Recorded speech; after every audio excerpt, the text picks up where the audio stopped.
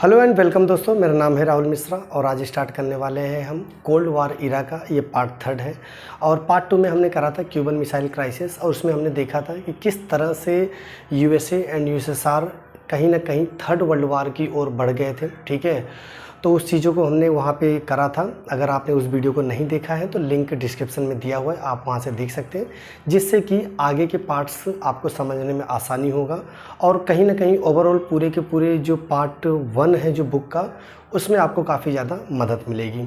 तो चलिए दोस्तों, फिर आज का जो टॉपिक है द इमरजेंस ऑफ 2 ब्लॉक्स, इसको हम यहाँ पे करेंगे और देखेंगे कि इसमें क्या है आपके लिए और अकॉर्डिंग टू एनसीईआरटी के हिसाब से। ठीक है, तो जैसा कि आपको पता है दोस्तों, after the ending of Second World War 2 major blocks निकल के आए थे, जिसको हम यूएसए और यूएसएसआर के नाम से जानते हैं। और ये 2 महाशक्तियाँ की वजह से पूरी दुनिया में कोल्ड वार छिड़ जाता है। ठीक है, आमतौर पे कोल्ड वार इन दोनों देशों के बीच में था, बट इसका जो इम्पैक्ट था ओवरऑल, मतलब एक तरह से हम कह सकते हैं पूरी दुनिया में इसका देखने को मिला था।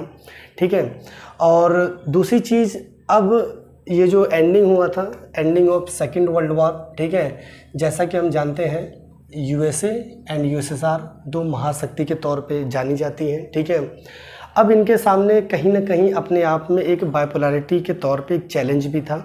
चैलेंज ये था कि किस तरह से अपने वर्चस्व को पूरी दुनिया में अपना दबदबा बनाए रखे, और ये तभी पॉसिबल था जब मैक्सिमम नेशंस इनके क्या आते, सपोर्ट में आते। बहुत सारे देश इनके सपोर्ट में आएंगे, तभी तो ये एक सुपर शक्ति के तौर पे जाने जाएंगे। जिस वजह से हम कह सकते हैं इस कोल्ड वार के दौर में जो पूरी की पूरी जो दुनिया थी वो 2 ब्लॉक्स में बट गई थी। ठीक है, और ये 2 ब्लॉक्स कौन थे?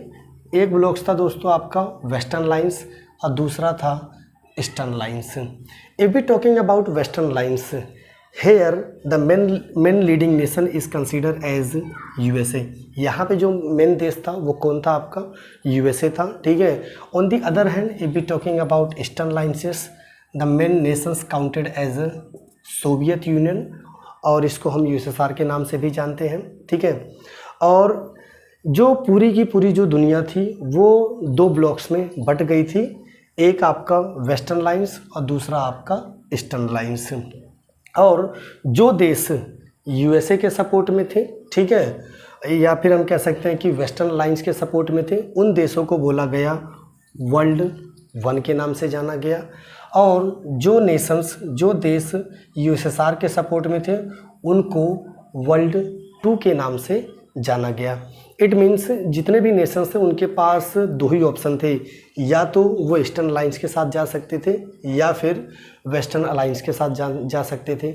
और हमने कोल्ड वार इरा में यह भी देखा था कि यूएसए एंड यूएसएसआर के बीच में आइडियोलॉजी वार भी छिड़ जाती है।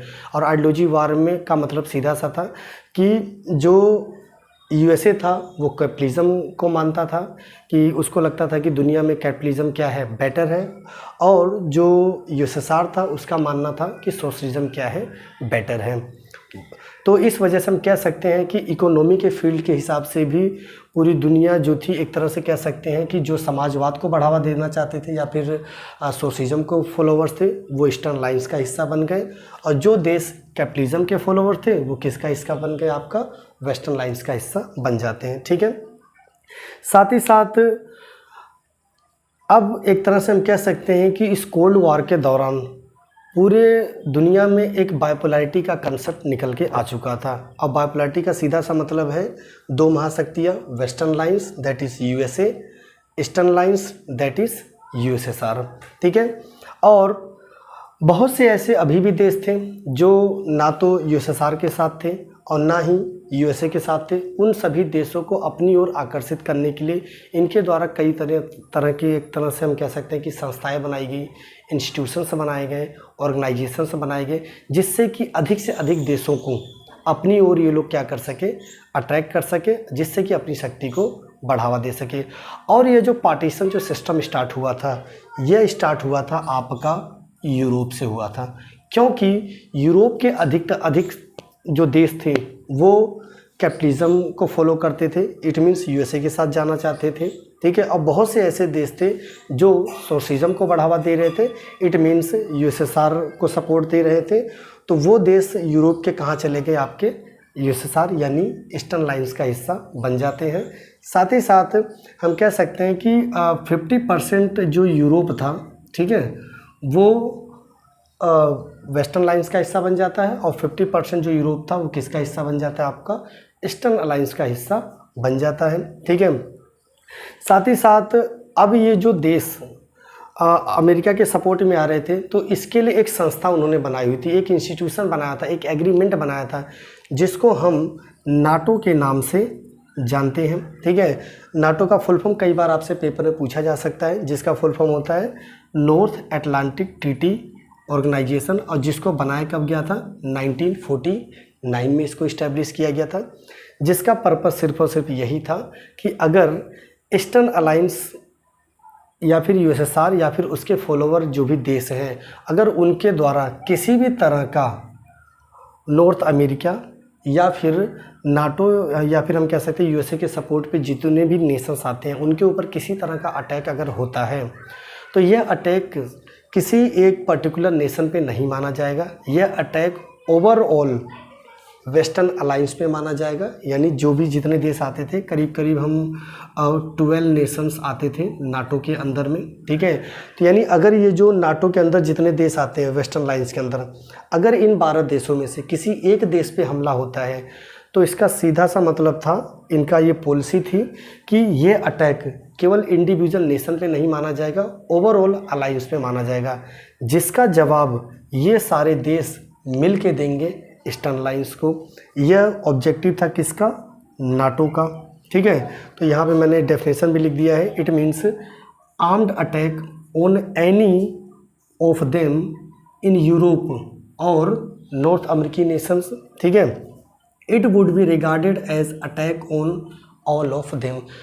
ये माना जाएगा कि यह अटैक उन सभी देशों पे हुआ है, and all will answer together, जिसका जवाब ये सारे देश मिल के देंगे।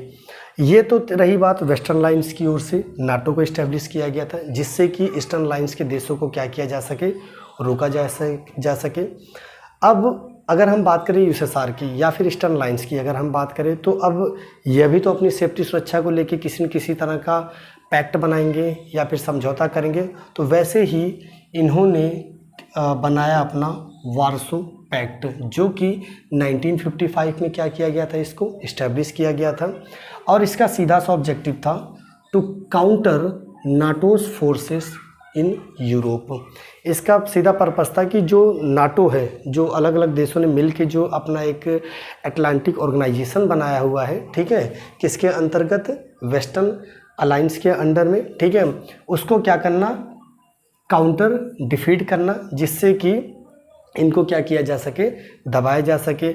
अब ये तो रही बात यूरोप को लेके पार्टीशन हुआ, लेकिन ये अपना दबदबा, ये अपना कंट्रोल या फिर मैक्सिमम नेशंस को अपने सपोर्ट में या फिर अपने फेवर में करने के लिए इन्होंने साउथ एशियाई नेशंस को भी अपनी ओर खींचने की कोशिश किया। उन देशों को अपनी ओर मतलब अट्रैक्ट करने के लिए सीटो और सेंटो जैसी संस्था का क्या किया, निर्माण करा, ठीक है। और पेपर में कई बार, अब तो आपका पेपर जो है वो एमसीक्यू के बेसिस पे भी 20 क्वेश्चंस पूछे जाते हैं, तो कई बार इस तरह के क्वेश्चंस जनरली आपसे पूछा जा सकता है कि what is the full form of NATO, SEATO, CENTO. तो सीटो का सीधा सा फुल फॉर्म है South East Asia Treaty Organisation, और if we talking about CENTO, Central Treaty Organisation. यह एक कह सकते हैं बॉडी थी किसकी, ईस्टर्न अलायंस की, ठीक है, जिसका सीधा सा पर्पस था कि जितने भी साउथ ईस्ट के जो नेशंस हैं उनको अपनी ओर किया जाए, ठीक है, उनको अपने फेवर में लाया जाए, और सेंट्रल एशिया में जितने भी देश आते हैं या फिर सेंट्रल नेशंस में जितने भी नेशंस आते हैं उन सभी को अपनी ओर क्या किया जाए, अट्रैक्ट किया जाए, जिससे कि वेस्टर्न लाइन्स यानी यूएसए का जो वर्चस्व है, जो एक सुपर शक्ति का जो तमगा है, वो बना रहे इंटरनेशनल लेवल पे। तो जो चीज़ें वेस्टर्न अलायंस कर रहा था, ठीक है, यूएसए कर रहा था, वही चीज़ें ईस्टर्न अलायंस भी कर रहा था, जिससे कि इसका अपना दबदबा इंटरनेशनल लेवल पे बना रहे। तो जहाँ नाटो, सीटो, सेंटो जैसी संस्था को यूएसए इस्टेब्लिश कर रहा था, जिससे कि मैक्सिमम देश क्या हो सके, इसका पार्ट बन सके। उसी ओर जो ईस्टर्न अलायंस था वो क्या कर रहा था, अपने रिलेशनशिप काफ़ी ज़्यादा मजबूत कर रहा था। किसके साथ? चाइना के साथ, नॉर्थ कोरिया के साथ, इराक के साथ, वियतनाम के साथ। ये वो देश है जहाँ पे सोशलिज्म या फिर हम कह सकते हैं कम्युनिस्ट पार्टी यहाँ पे मतलब वर्क करती थी, ठीक है। तो इन देशों को ईस्टर्न अलायंस क्या कर रहा था, अपनी ओर करने की कोशिश कर रहा था, या फिर इनके साथ काफ़ी अच्छे रिलेशनशिप बनाने की कोशिश कर रहा था, ठीक है। तो यह थे आपके 2 पावर ब्लॉक्स। अब आपके मन में ये सवाल भी उठ रहा होगा कि आखिरकार यह जो अलग अलग देशों को ये अपने फेवर में ला रहे हैं या फिर सपोर्ट में ला रहे हैं, ठीक है, तो आखिरकार ये जो देश हैं ये इनको सपोर्ट क्यों कर रहे थे, ये क्यों इन देशों को सपोर्ट कर रहे थे, या फिर ये जो सुपर शक्तियाँ हैं, जो नेशंस हैं, that is USA and USSR, ये देश आखिरकार इनको क्यों सपोर्ट कर रहे हैं। तो इसका सीधा सा मतलब है, ठीक है, इसको कि इनसे इनको कुछ तो बेनिफिट था, तभी तो ये एक दूसरे को क्या कर रहे थे, सपोर्ट कर रहे थे। तो ये कई बार आपसे पेपर में क्वेश्चन बन सकता है कि why smaller states support super nations, ठीक है। ये जितने भी स्मॉल स्टेट्स थे, देखिए अगर आप पॉलिटिक्स पढ़ रहे हैं तो आम तौर पे अगर हम वहाँ पे इंटरनेशनल लेवल पे स्टेट शब्द का इस्तेमाल कर रहे हैं तो इसका सीधा सा मतलब होता है हम किसी नेशन की बात कर रहे हैं, ठीक है। यहाँ पे आप स्टेट को राज्य के पॉइंट ऑफ व्यू से ना देखें, यहाँ पे स्टेट का मतलब है सीधा सा यहाँ पे नेशंस की बात हो रही है। तो कई बार आपसे पेपर में सवाल बनता भी है कि why smaller states support super power nations, ये जो छोटे जो देश थे, अलग अलग जो देश थे, आखिरकार ये क्यों सपोर्ट कर रहे थे इन महाशक्तियों को लेके, ठीक है। आमतौर पे कई बार आपसे 3 मार्क्स में जनरली क्या किया जाता है, क्वेश्चन बनता है, ठीक है। तो पहला कारण ये है, smaller states support the super power due to protection. वो अपनी सेफ्टी और सुरक्षा को के पॉइंट ऑफ व्यू से ये क्या कर रहे थे, इसको सपोर्ट कर रहे थे। साथ ही साथ इनसे ये लोग क्या लेते थे, फाइनेंशियल मदद भी लेते थे, इकोनॉमिकल मदद लेते थे, आर्म्स की मदद लेते थे, आर्मी की वेपन से रिलेटेड जो चीज़ें होती थी ये इनसे मदद लेते थे। यह कारण था जिस वजह से ये जो स्मॉलर स्टेट्स थे वो किसको सपोर्ट करते थे, सुपर पावर नेशंस को सपोर्ट करते थे। साथ ही साथ अगर हम बात करें कि ये जो सुपर पावर जो नेशंस थे वो क्यों सपोर्ट कर रहे थे स्मॉल स्टेट को, तो सीधी सी बात है, super power needed support from smaller state due to vital resources. जैसा कि आपको पता है कि 1945 के बाद से कहीं ना कहीं इंटरनेशनल लेवल पे ग्लोबल वर्ल्ड की क्या हो चुकी थी, शुरुआत हो चुकी थी। और आपको भी पता है कि ग्लोबलाइजेशन के दौर में कोई भी ऐसा देश नहीं जिसके पास सभी तरह के रिसोर्सेज क्या हों, अवेलेबल हों, ठीक है। तो जाहिर सी बात है किसी न किसी तरह के रिसोर्सेज के मामले में हर देश एक दूसरे के ऊपर क्या रहता है, डिपेंड रहता है। जिस वजह से अब ये सुपर शक्ति तभी माने जाएंगे ना जब इनके पास सभी तरह के सुविधाओं से ये पूरी तरह से क्या हो, लैस हो। तो स्मॉलर स्टेट को सपोर्ट करने का यह भी एक बहुत बड़ा कारण था जिनसे उन स्मॉलर स्टेट से ज़रूरी और इम्पोर्टेंट रिसोर्सेस अवेलेबल हो जाती थी, ठीक है। साथ ही साथ इनकी टेरिटरी मिल जाते थे जिससे कि वो अपने वीपन्स को लॉन्च कर सके, अपने सैटेलाइट को लॉन्च कर सके। अब यहाँ पे टेरिटरी और वीपन्स का मतलब क्या है, कहने का मतलब ये है कि जैसे अब अगर हम बात करें यूएसए और यूएसएसआर को लेके, इनके बीच में कोल्ड वार जैसी स्थिति पैदा थी, ठीक है। और अब ऐसे में अगर युद्ध की स्थिति हो जाती है, ठीक है, तो अगर हम इनके जियोग्राफिकल लोकेशन के हिसाब से देखें तो इनमें बहुत गैप है, ठीक है।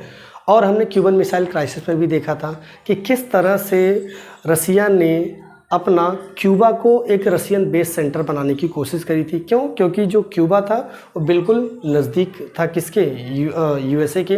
तो वहाँ से अटैक करना रसिया के लिए काफ़ी ज़्यादा मतलब कारगर साबित होता, बेनिफिशियल साबित होता। वैसे ही अमेरिका ने भी टर्की में अपने वीपन्स लॉन्च करे थे, ठीक है, जिससे कि यूएसएसआर पे आसानी से अटैक किया जा सके।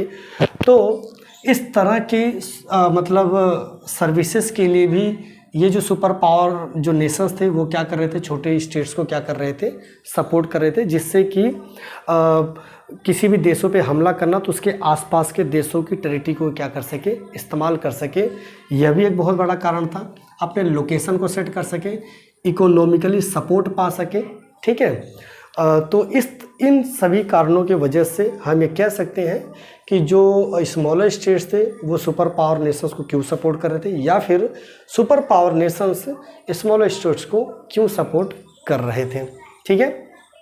तो ये तो रहे आपके 2 blocks, that is western lines and eastern lines, जो कि जनरेट होता है after the ending of Second World war के बाद, ठीक है। और अगर हम नेक्स्ट टॉपिक देखें, छोटा सा टॉपिक है, हालांकि इम्पोर्टेंट तो नहीं है, कई बार एग्ज़ाम में तो आज तक तो नहीं पूछा गया है, बट ये इसी सीरीज़ का ही पार्ट है, ठीक है। और जैसा ही हम जानते हैं कि पूरी दुनिया में, ठीक है, यूएसए और यूएसएसआर के बीच में कोल्ड वॉर तो चल ही रहा था, ठीक है। अगर हम फेस टू फेस वॉर की बात करें तो यूएसए एंड यूएसएसआर कभी आमने सामने नहीं आए, लेकिन इनकी वजह से दुनिया के अलग अलग देशों में कहीं ना कहीं युद्ध चल ही रहे थे, ठीक है। उसी का ही एक परिणाम है, जैसे कोरिया में चल रहा था 1950 से लेके 1953 तक युद्ध चला था, और ये कोई युद्ध इनके आपसी मामले नहीं थे, ये सिर्फ और सिर्फ एक आइडियोलॉजी वार छिड़ गई थी आपस में ही कोरिया को लेके। यही कोरिया था जो आगे चल के नॉर्थ कोरिया और साउथ कोरिया में क्या हो जाता है, डिवाइड हो जाता है, ठीक है। और बर्लिन वॉल का भी आपने नाम सुना होगा, वो भी कोल्ड वॉर का ही एक परिणाम है, ठीक है, जो कि कब से कब तक चला था आपका 1958 से लेके 1962 तक चला था, ठीक है। बर्लिन वॉर और द कोंगो वॉर, अफ्रीकी देश भी इस कोल्ड वॉर से अछूते नहीं थे। अर्ली 60s के समय में यहाँ पे भी काफ़ी वॉर देखने को मिला था। और अगर हम इन सभी वॉर को लिंक करके देखें तो कहीं ना कहीं इन सब का कारण कोल्ड वॉर ही माना गया है, जो कि उत्पन्न हुआ था किसके बीच में, यूएसए एंड यूएसएसआर के बीच में, ठीक है। तो हम ये कह सकते हैं कि इस इमर्जेंस ऑफ 2 पावर ब्लॉक की वजह से या फिर कोल्ड वॉर की वजह से हम कह सकते हैं कि ये जो मतलब पूरे का पूरा जो मतलब वर्ल्ड था या फिर धरती थी, वो कहीं ना कहीं युद्ध का मैदान बन चुका था, ठीक है। तो ये टॉपिक इतना ही है आपका, the emergence of 2 power blocks, ठीक है। और इसी कोल्ड वॉर की पीरियड में एक डेवलपमेंट भी देखा जाता है, जिसको हम नैम के नाम से जानते हैं, ठीक है, नॉन अलाइन मूवमेंट के नाम से जानते हैं। अब ये नॉन अलाइनमेंट मूवमेंट था क्या, और किस तरह से इसने ये जो बाइपोलैरिटी है यूएसएसआर और यूएसए, इसको किस तरह से इनके बीच में कोल्ड वॉर की स्थिति को कम करने में एक अहम रोल प्ले करता है, ठीक है। और ये जो नैम की पॉलिसी है वो क्या है, इसको हम नेक्स्ट पार्ट में करेंगे और वही करेंगे, और साथ ही साथ इस चैप्टर को भी हम नेक्स्ट पार्ट में क्या कर देंगे, एंड कर देंगे। तो आज के लिए दोस्तों बस इतना ही, बहुत बहुत धन्यवाद आपका, नमस्कार।